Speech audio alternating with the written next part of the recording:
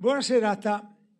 La saggezza non chiama forse, l'intelligenza non fa udire la sua voce? Fingiamo che sia questo il titolo di questo capitolo 8 di Proverbi che stiamo affrontando in queste settimane. La saggezza è il soggetto, l'intelligenza. Naturalmente la saggezza è l'intelligenza di Dio. Esamineremo alcuni passi inerenti alla chiamata autorevole della saggezza, la chiamata per tutti della saggezza, una chiamata per l'obiettivo di far sì che il popolo di Dio impari, per far sì che il popolo di Dio ascolti, una chiamata di verità, una chiamata che implica la giustizia, una chiamata che dà la vera ricchezza che è temere Dio. Una chiamata, ancora, continuo a sottolineare che il soggetto di questo brano è la chiamata che sorge da una presenza eterna, prima di ogni altra cosa, perché c'è un artefice che chiama, e questo artefice, vedremo, nonostante ci si trovi nel Vecchio Testamento, troveremo che questo artefice è Dio. Ma leggiamo un po' insieme il capitolo 8 prima di andare avanti. La saggezza non chiama forse? L'intelligenza non fa udire la sua voce? Essa sta in piedi, in cima ai luoghi più elevati, sulla strada, agli incroci, grida presso le porte della città, all'ingresso negli androni, chiamo voi, uomini nobili, la mia voce si rivolge ai figli del popolo, imparate o semplici l'accorgimento, e voi stolti diventate intelligenti, ascoltate perché dirò cose eccellenti e le mie labbra si apriranno a insegnar cose rette. Infatti la mia bocca esprime la verità, le mie labbra detestano l'impietà. Tutte le parole della mia bocca sono conformi a giustizia. Non c'è nulla di ambiguo o di perverso in esse. Sono tutte rette per l'uomo intelligente, giuste per quelli che hanno trovato la scienza. Ricevete la mia istruzione anziché l'argento e la scienza anziché l'oro scelto, poiché la saggezza vale più delle perle, tutti gli oggetti preziosi non la equivalgono. Io la saggezza sto con l'accorgimento e ho trovato la scienza della riflessione, il timore del Signore, odiare il male. Io odio la superbia, l'arroganza, la via del male e la bocca perversa. A me appartiene il consiglio e il successo. Io sono l'intelligenza, a me appartiene la forza. Per mio mezzo regnano i re e i principi decretano ciò che è giusto. Per mio mezzo governano i capi, i nobili tutti, i giudici della terra. Io amo quelli che mi amano e quelli che mi cercano mi trovano. Con me sono ricchezza e gloria, i beni duraturi e la giustizia. Il mio frutto è migliore dell'oro fino e il mio prodotto vale più dell'argento selezionato. Io cammino per la via della giustizia, per i sentieri dell'equità, per far ereditare ricchezze a quelli che mi amano e per riempire i loro tesori.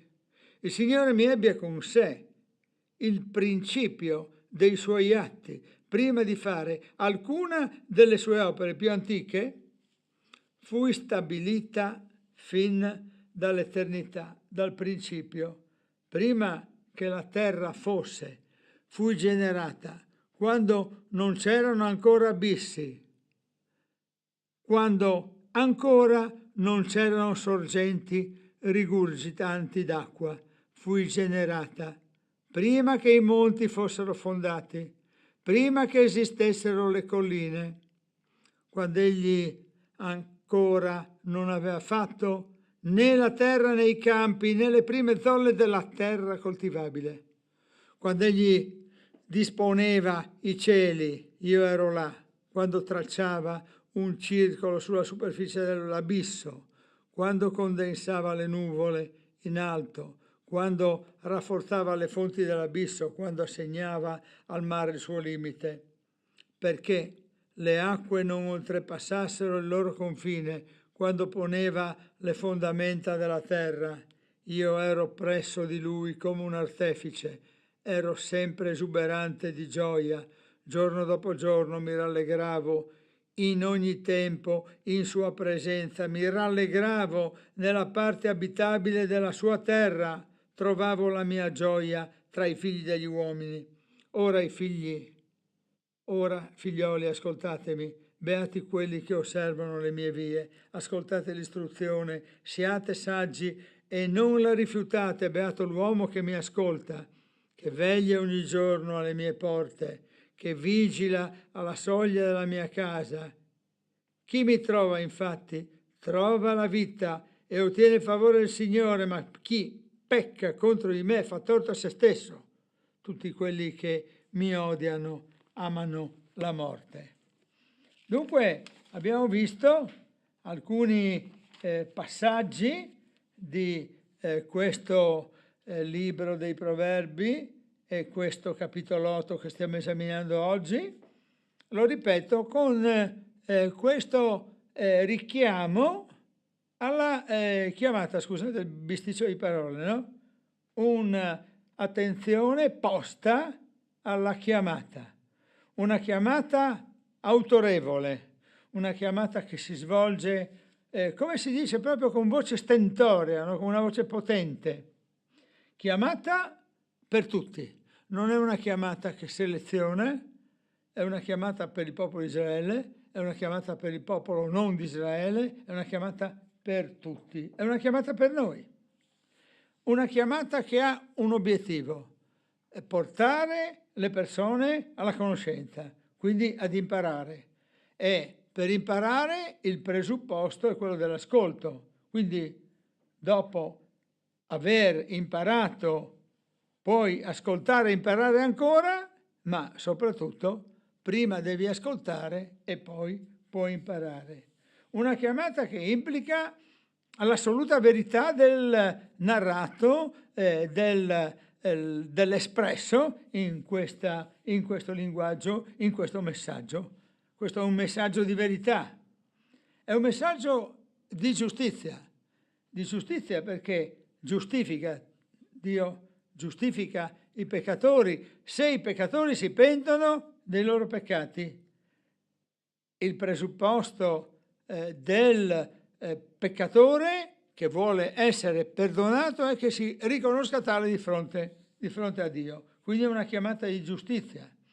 È una chiamata che offre la vera ricchezza. Qualche volta noi siamo convinti che le ricchezze siano quelle materiali, anche chi vive più intensamente la vita cristiana molte volte si trova di fronte a dei bisogni materiali e qualche volta è anche abbastanza teso perché i beni materiali non ci sono. Ma questa chiamata ti rassicura, quindi è una chiamata anche rassicurante, una chiamata che mette in evidenza che la vera ricchezza è quella del timore di Dio.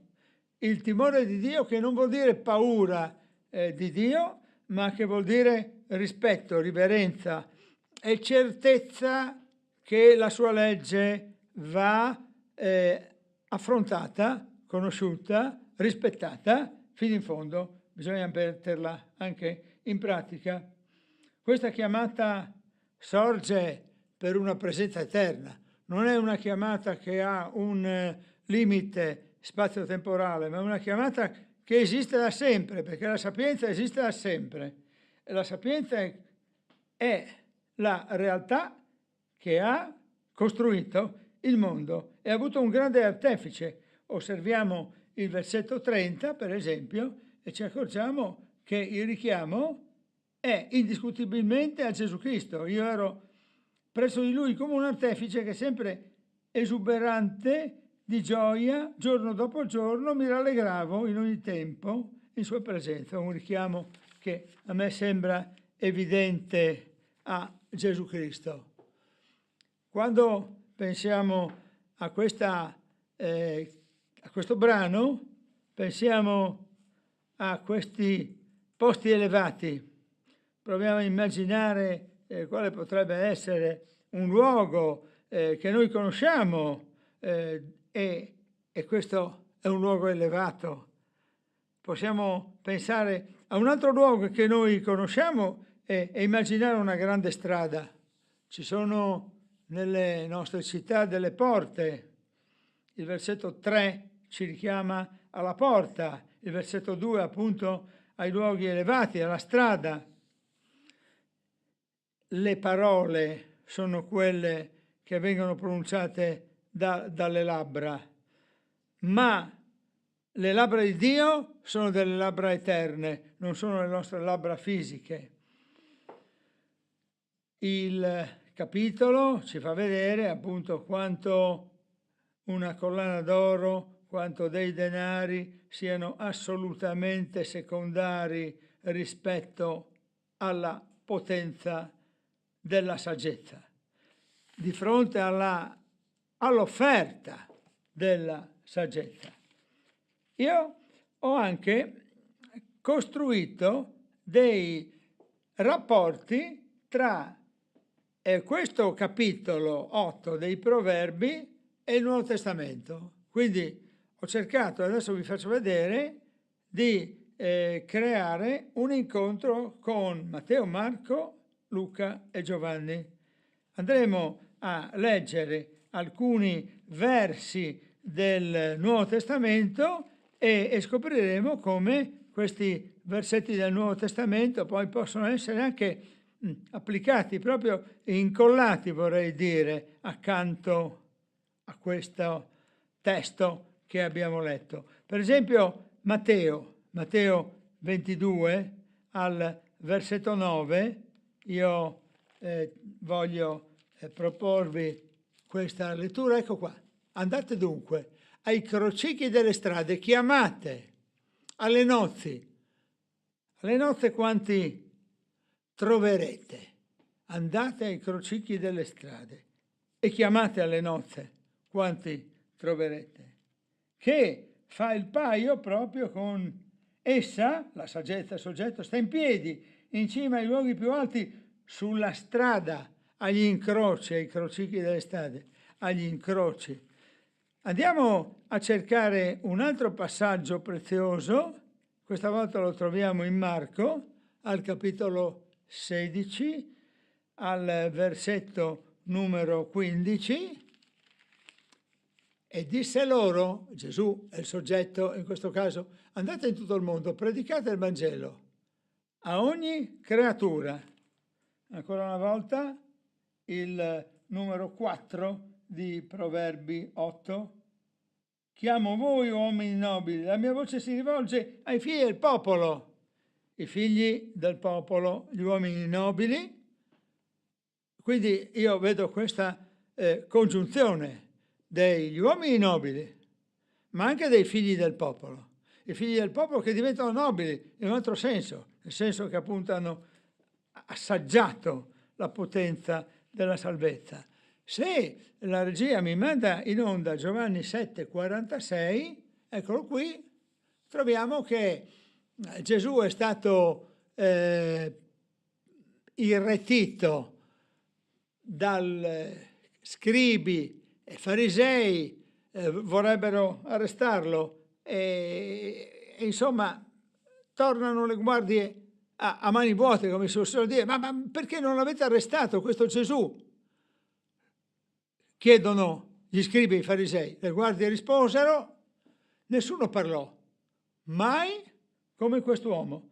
E questo nessuno parlò mai come quest'uomo mi richiama il versetto numero 8. Vedete, tutte le parole della mia bocca sono conformi a giustizia. Non c'è nessuno che può parlare come quest'uomo Gesù, perché solo lui può dare la giustizia, perché la giustizia che lui dà è la giustificazione dai peccati. Non c'è nessuno che può giustificare i peccati, non c'è nessuno che può rimettere i peccati. La cultura contemporanea dice che l'uomo non è peccatore. In tempi meno recenti invece si è detto, e si dice ancora con vigore, che i peccati possono essere rimessi da altri. In tempi storici della Riforma, nel 1500, a partire dal 1517, i riformatori, la prima figura storica è quella di Martin Lutero, proprio il 31 ottobre, richiamo in questi giorni del 1517, ha affermato con forza che non c'è nessuno che può rimettere i peccati. Il Papa non può rimettere i peccati. I peccatori non possono avere la remissione dei peccati perché pagano. La remissione dei peccati avviene perché c'è un cuore pentito di fronte a Dio. E tutte le parole della mia bocca che sono conformi a giustizia significa che è soltanto Gesù Cristo che può restituire il perdono dei peccati. Se andiamo ancora a Giovanni, al capitolo 14 e al versetto 21, troviamo è ancora Cristo che parla: chi ha i miei comandamenti e li osserva, quello mi ama. Quindi l'amore è il presupposto dell'osservanza dei comandamenti. E a chi mi ama, mi correggo, sarà amato dal Padre mio, e io lo amerò e mi manifesterò a lui. Quindi osserviamo questo ragionamento di Gesù, che è molto importante per chi ha meno dimestichezza con le scritture. Io lo rileggo perché mi sembra che possa essere molto significativo se qualcuno ci sente dal nostro ambito online. Guardate un po', amici che ascoltate: chi ha i miei comandamenti e li osserva dimostra il suo amore verso Cristo.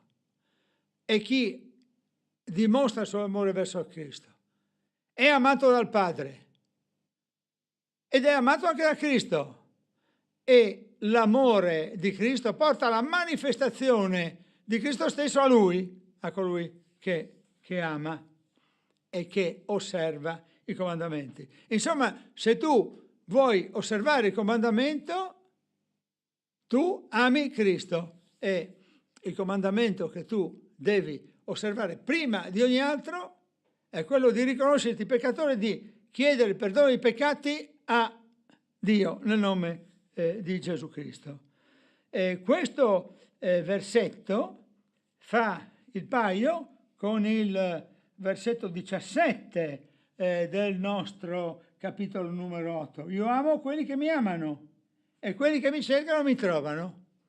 È abbastanza interessante questo passaggio, che ti fa comprendere che se tu cerchi, tu trovi. Qualche volta qualcuno dice: ma io davvero il ruolo che svolge Dio nella storia non lo capisco, mi sembra che sia così contraddittorio, Dio dice una cosa, poi io capisco un'altra cosa, il piano di Dio che si esprime attraverso Cristo, attraverso lo Spirito Santo, attraverso il Padre, il Figlio, lo Spirito Santo, che difficile.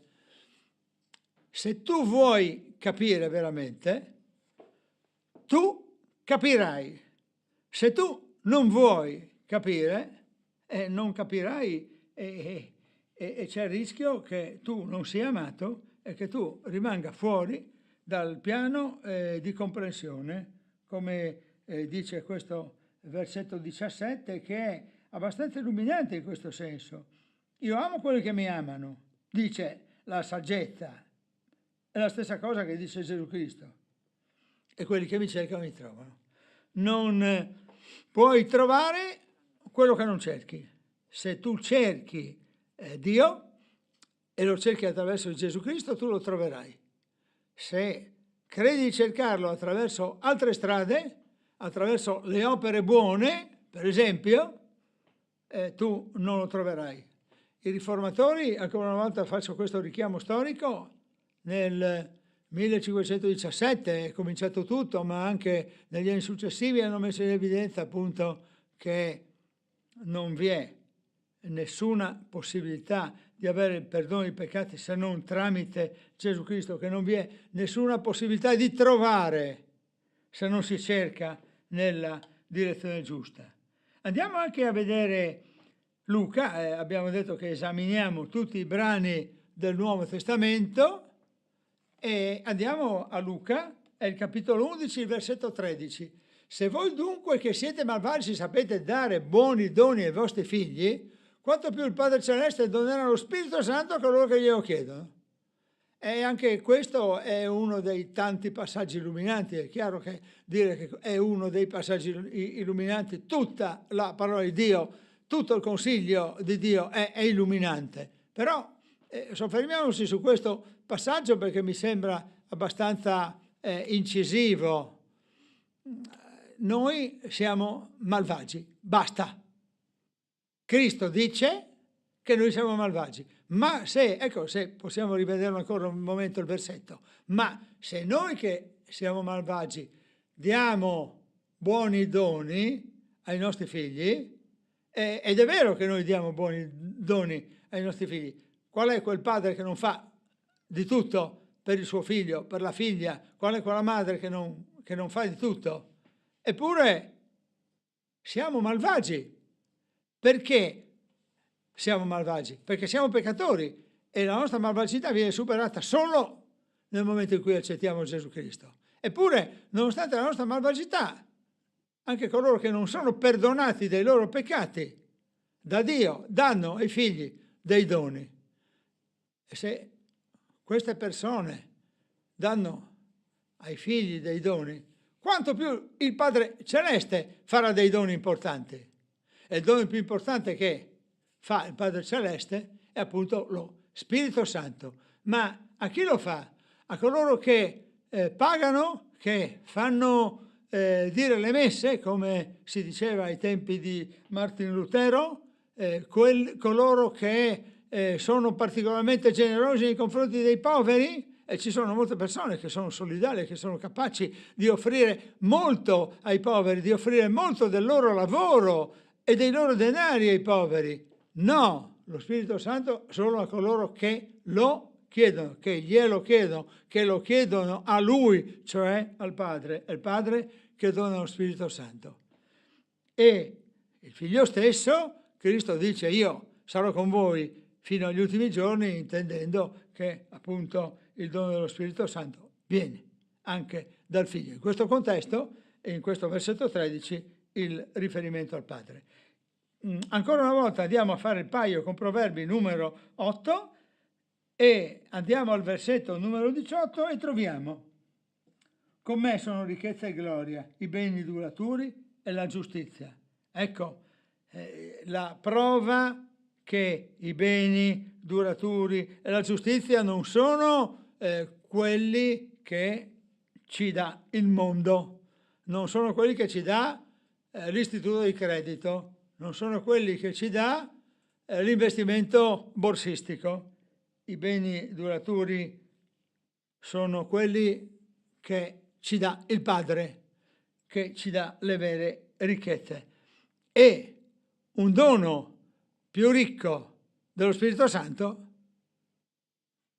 è impossibile averlo. È sul piano fideistico questo che viene affermato, certamente, ma noi qui questa sera, andando in onda, vi diciamo che il dono migliore che si può ricevere è quello dello Spirito Santo. Andiamo a cercare un altro passaggio di Matteo. Torniamo a Matteo e andiamo al capitolo 6 e al versetto 20. Ma fatevi tesori in cielo, siamo sempre nel contesto della ricchezza, ma fatevi tesori in cielo dove né tignola né ruggi né consumano, dove i ladri non scassinano né rubano. È Gesù Cristo ancora che sta dicendo ai suoi apostoli e ai suoi amici: fatevi tesori in cielo, fatevi il tesoro dello Spirito Santo. Lì la tignola non corrode, la ruggine non consuma e entrano i ladri in casa tua e purtroppo ti possono rubare molte cose, anche preziose.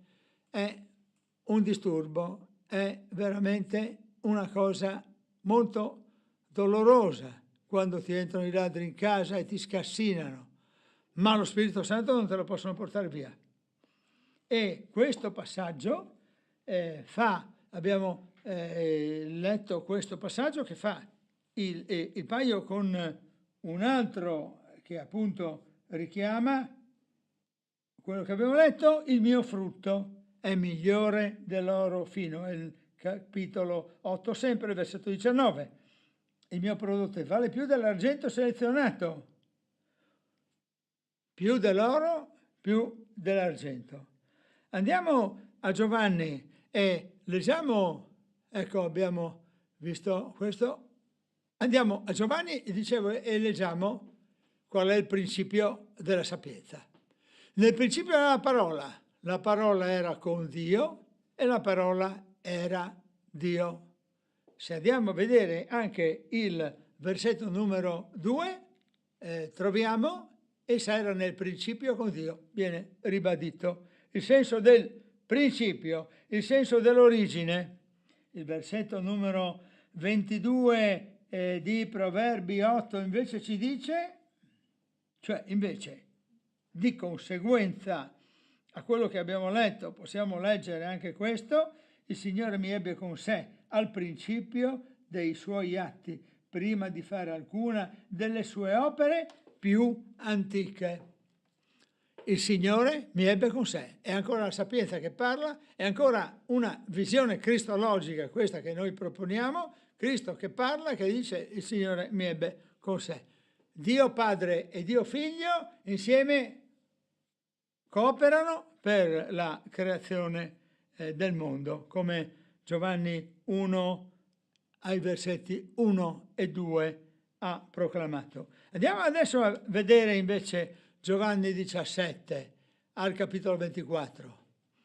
E ancora una volta Padre, e ancora una volta il Figlio che parla, ancora una volta Gesù Cristo che dice: Padre, io voglio che dove sono io siano con me anche quelli che tu mi hai dati, affinché vedano la mia gloria che tu mi hai data, perché mi hai amato prima della fondazione del mondo. Prima della fondazione del mondo Cristo è stato amato, ha ricevuto la gloria, e la preghiera sacerdotale in questo caso di Gesù è questa: io, Signore Padre, ti chiedo che loro siano con me, che ci sia una piena unità. Qualche volta è stata fatta una preghiera per l'unità dei cristiani, sono state fatte in varie circostanze, in vari ambiti cristiani, delle preghiere per l'unità dei cristiani, ma questa è la dimostrazione che la preghiera per l'unità dei cristiani è una cosa che non appartiene alla logica, perché Cristo crea l'unità dei cristiani e lui l'ha già creata parlando con il Padre nel suo mandato missionario, quando lui era al mondo, là in Palestina, a Gerusalemme, a Gerico, in mezzo alle criticità di quel tempo, 2000 anni fa, lui ha pregato il Padre perché ci sia l'unità dei cristiani, e di fronte alla sua preghiera non poteva non essere data l'unità dei cristiani. Quindi l'unità è già un'affermazione che porta in sé la certezza del dato avvenuto, perché è Cristo che l'ha determinata. E il versetto numero 30 dei Proverbi ci dice: io ero presso di lui come un artefice, quello che dicevamo prima, ero sempre esuberante. Pensate all'esuberanza, alla gioia festosa. Giorno dopo giorno mi rallegravo in ogni tempo in sua presenza. La saggezza, la sapienza, il Cristo come immagine concreta, realista, realizzata 2000 anni fa della potenza di Dio. Ed ecco che E ci viene incontro ancora Luca al capitolo numero 11, al versetto numero 28, ecco, possiamo leggere anche questo. Beati piuttosto quelli che ascoltano la parola di Dio e la mettono in pratica. Una donna si avvicina a Gesù e gli dice: beato il seno che ti ha allattato. E lui gli dice: beati piuttosto quelli che ascoltano la parola di Dio.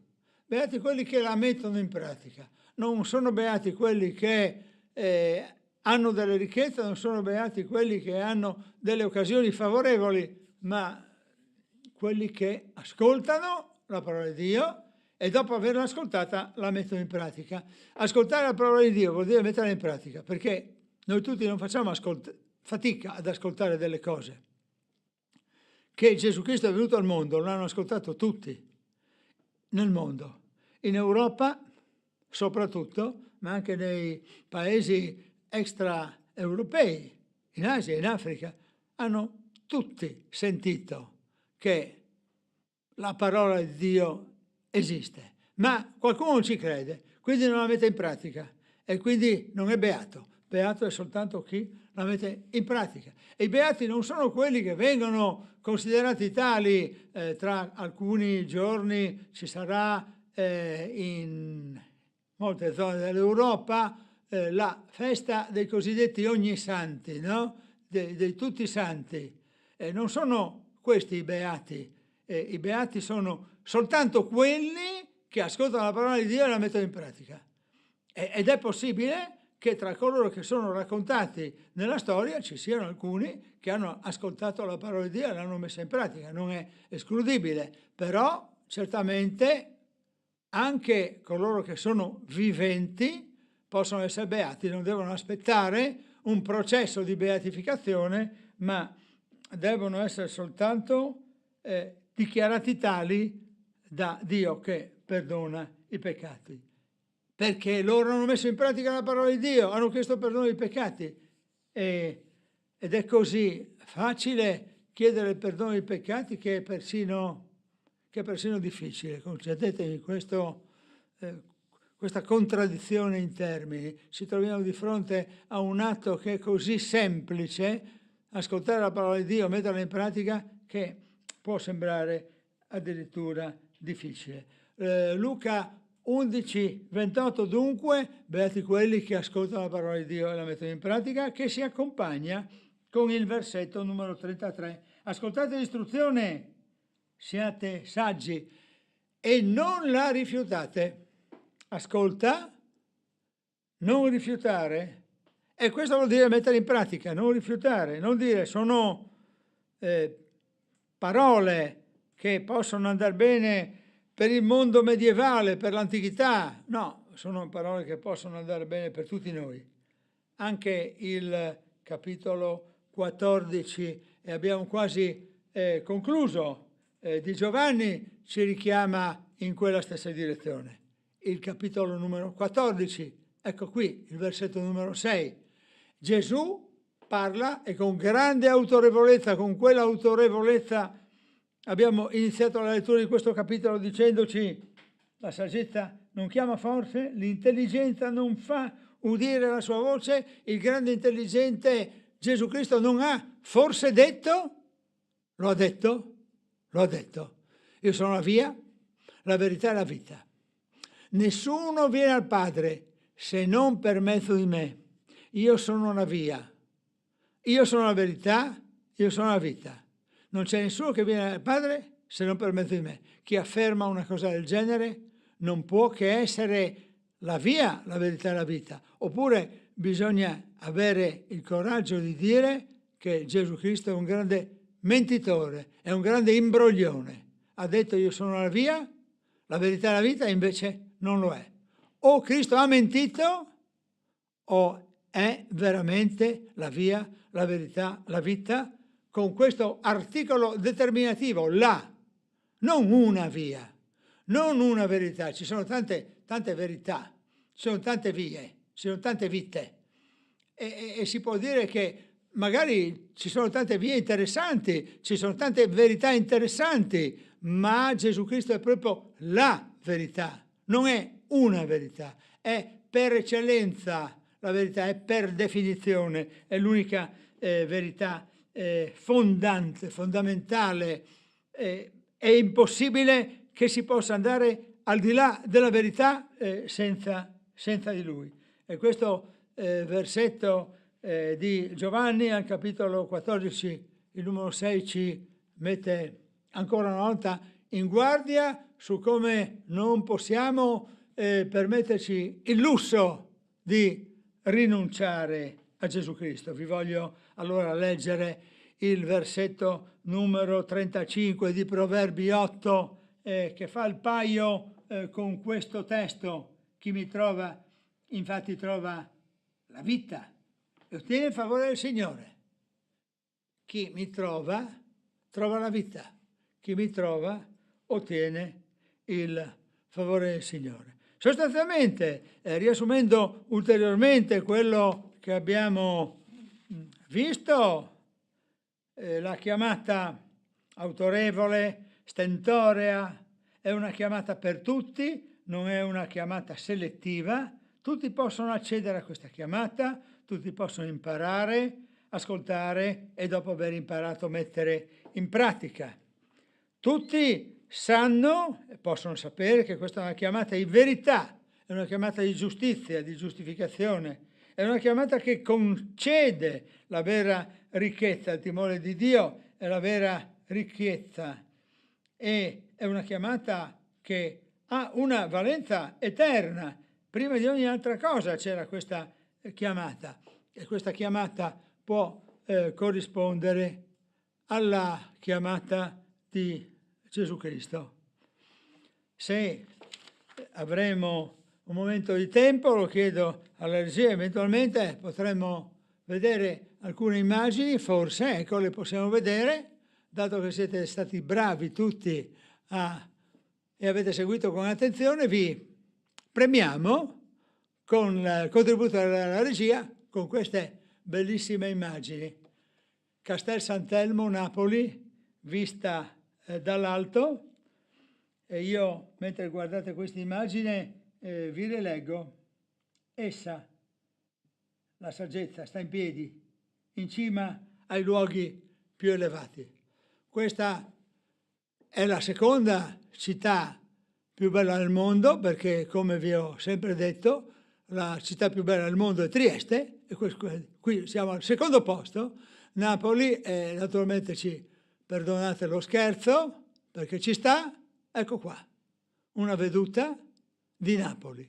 E adesso vi leggo un passaggio che mi ha fatto venire in mente questa via, guardate un po'. Grida sulla strada, agli incroci, essa sta in piedi, in cima ai luoghi più elevati, abbiamo visto prima questo bel monumento, sulla strada agli incroci. In questa via San Ferdinando a Napoli si vedono molte macchine e abbiamo visto le molte macchine agli incroci, qui grida la verità. E sta anche davanti a questa porta che si chiama Porta Alba. Siamo sempre nella città di Napoli qui. Pensate un po', davanti alla porta, ed è scritto proprio così, grida presso le porte della città. La saggezza non esclama soltanto, grida alle porte della città. E la saggezza ha una voce, e io trovo al verso 6, ascoltate, perché dirò cose eccellenti. Allora vi facciamo vedere questa bocca di questa persona, che è una figura femminile che sta parlando, ma questa persona sta dicendo delle cose probabilmente buone, ma non sta dicendo quelle cose eccellenti che sta dicendo invece la saggezza. Le mie labbra si apriranno a insegnare cose rette. Sono non queste labbra, ma sono le labbra di Gesù Cristo che si sono aperte per dire cose rette. Vi facciamo vedere questa bella collana perché è un'opera, una piccola opera scultorea di un artefice che ha fatto indubbiamente un bel lavoro prezioso. Ma pensate un po', il versetto 10 dice: ricevete la mia istruzione anziché l'argento e la scienza anziché l'oro scelto. L'istruzione di Dio vale più di questo bel capolavoro che probabilmente è di un artigiano che sa, di un artista che ha saputo in modo raffinato cogliere nella materia questi frammenti segnici che possono essere letti. Ci sono proprio dei frammenti segnici all'interno di questa scultura, che è oro, che vale molto, chissà quanto, ma non vale nulla se la paragoniamo alla parola di Dio. La parola di Dio è molto più preziosa. È molto più preziosa anche di questo bel mucchio di soldi. Probabilmente qui ci troviamo nel caveau di una banca, non lo so. Io so che il versetto 18 dice: con me sono ricchezza e gloria, i beni duraturi e la giustizia. Questi soldi possono correre il rischio di entrare nella spirale inflazionistica, mentre invece con me, saggezza, con Gesù Cristo ci sono ricchezza e gloria, beni duraturi, la giustizia. Non c'è nulla che vale quanto la giustizia. Una giustizia generata quando non c'erano ancora abissi, quando non c'erano sorgenti rigurgitanti d'acqua come questa cascata del Niagara che adesso vi facciamo vedere. Ci troviamo in Canada, come vedete dalla premessa, e questa è un'altra di quelle splendide realtà paesaggistiche che possono essere viste. È stato creato da Dio tutto questo, non dal caso. Però questa splendida cascata d'acqua è successiva alla parola di Dio. Fu generata alla saggezza, fu generata quando non c'era ancora tutto questo. E adesso ci trasferiamo invece in Friuli e vediamo un'altra bella opera di Dio, un'altra opera della creazione, che è il Monte Coglians, e ci troviamo nel nord del Friuli. Con il versetto 25 invece ci troviamo di fronte a un'altra verità. Io, saggezza, fui generata non creata, attenzione, prima che i monti fossero fondati, prima che esistessero le colline, prima che ci fosse questo bel panorama, la saggezza c'era. Una saggezza che ci fa venire in mente che quando Dio condensava le nuvole in alto, quando rafforzava le fonti dell'abisso, quando assegnava al mare il suo limite, io ero lì presente con lui. Guardate questa bella formazione di nubi che segue questa immagine, eccola qui. La potenza di Dio si esprime anche in queste nubi, e vi rilego appunto il versetto che si accompagna a questa immagine, che è il numero 28, quando condensava le nuvole in alto, quando rafforzava le fonti dell'abisso. Io ero presso di lui come un artefice.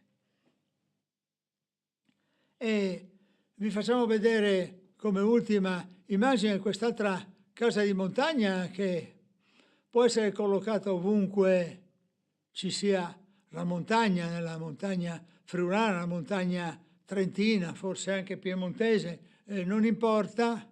Questa è un'immagine che ci fa vedere una casa di montagna, scusate, e il versetto 34 ci dice: beato l'uomo che mi ascolta. che veglia ogni giorno alle mie porte, che vigila alla soglia della mia casa.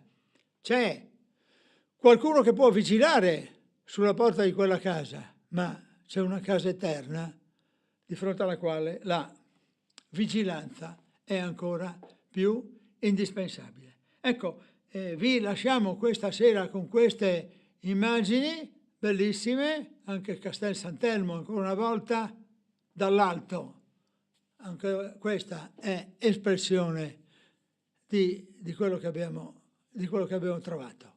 Ci diamo appuntamento per chi ha il collegamento tra pochi minuti per continuare la nostra conversazione. Speriamo di aver fatto cosa gradita anche nel farvi vedere queste immagini, ma soprattutto vogliamo farvi vedere come la parola di Dio si esprima con una grande potenza. Per chi non ci segue nel collegamento successivo, un arrivederci. A chi non ci segue appunto e un grazie per questo ascolto. Noi ci troviamo insieme ogni venerdì.